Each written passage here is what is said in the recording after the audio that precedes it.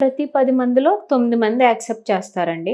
నేను ఇప్పటికి ఒక 940 కౌన్సిలింగ్స్ చేసుంటానండి.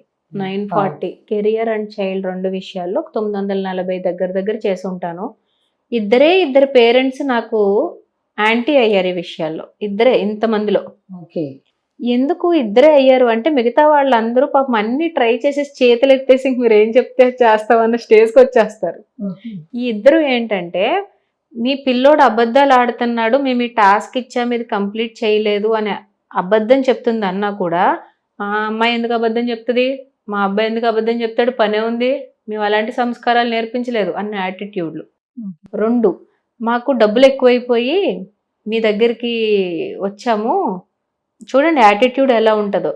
మేమే చెప్పుకోగలిగితే మేము ఇంట్లో కూర్చోబెట్టి చెప్పుకోలేమా, మీకు ఎంతెంత కట్టి ఎందుకు మీతో చెప్పిస్తాము, పిల్లోడి కోసం డబ్బులు కట్టాం కాబట్టి పిల్లోడికి చెప్పేసి పని చూసుకోండి అన్న యాటిట్యూడ్లో మాట్లాడే ఒక పేరెంట్ తగిలాడండి. ఛాలెంజింగ్ కదా ఇట్లాంటివి మేడం. ఎందుకు కాదండి, ఆ టైంలో ఏమన్నా పక్కన ఒక రాడ్ ఉంటే తల బద్దలు కొట్టేయాలనిపిస్తుంది. కానీ ప్రొఫెషనల్ ఎథిక్స్ ప్రకారంగా ఏం చేస్తామంటే thank you for your kind acknowledgement, me account number ఒకసారి చెప్తారా అని స్పాట్లో మనీ కొట్టేసి వెళ్ళిపోండి. ఇంకా మార్పు అనేది రావాలి అంటే ఇల్లు, ఇంట్లో పేరెంట్స్, పిల్లోడు, స్కూల్ సెట్టింగ్ ఎలా ఉంది, వాడు ఈవినింగ్స్ ఆడుకునే సోషల్ సెట్టింగ్ ఎలా ఉంది, ఎవరెవరిని కలుస్తున్నాడు, ఏమేం చూస్తుంది, అన్ని కన్సిడర్ చేసుకోవాలి కదా. ఎక్కడో ఒక చోటే ఇలా మార్చాము మార్పు వచ్చేస్తుంది అంటే ఎలా వస్తుంది. ఇంకొంతమంది పేరెంట్స్ ఉంటారు ఫస్ట్ చాలా హై పిచ్లో వచ్చేస్తారు, వాళ్ళ తప్పులు వాళ్ళని క్లియర్గా చూపిస్తే మళ్ళీ కింద పిచ్కి వస్తారు. సో ఇక్కడ పేరెంట్ డైరెక్ట్గా ఒప్పుకుని మా దగ్గరికి వస్తే మాకు ప్రాబ్లం ఉండదు, చాలా త్వరగా రికవర్ అవుతాయి అవన్నీ కూడా.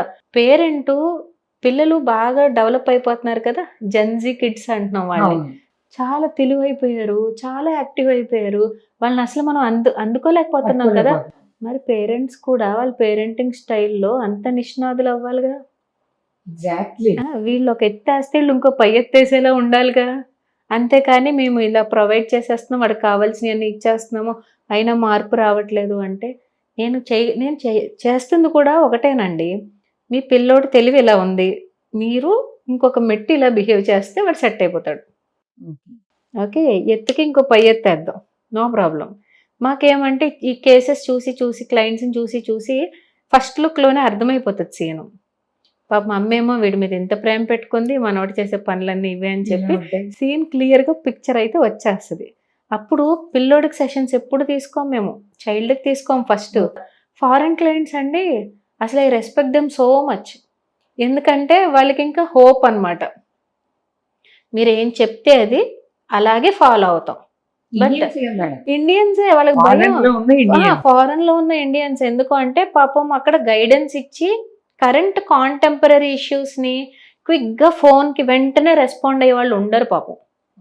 అందుకని వాళ్ళు okay there may be some mistake, first మాదేనేమో అది ఒకసారి క్రాస్ చెక్ చేసుకుందాం అన్న ఒక ఇంట్రోస్పెక్షన్లో ఉంటారు. ఎందుకు, ఎలాంటి ఆధారాలు లేక అక్కడ మనకేంటి ఈ క్లినిక్ కాబట్టి ఇంకో క్లినిక్, వాట్స్ ఇన్ ఇట్ అన్న యాటిట్యూడ్ అనమాట. మరి పేరెంట్సే అలా ఉంటే పిల్లలు ఎలా ఉంటారండి. చాయిస్లు ఎక్కువైపోయినప్పుడు మార్పు ఎలా వస్తుంది ఇంకా కదా.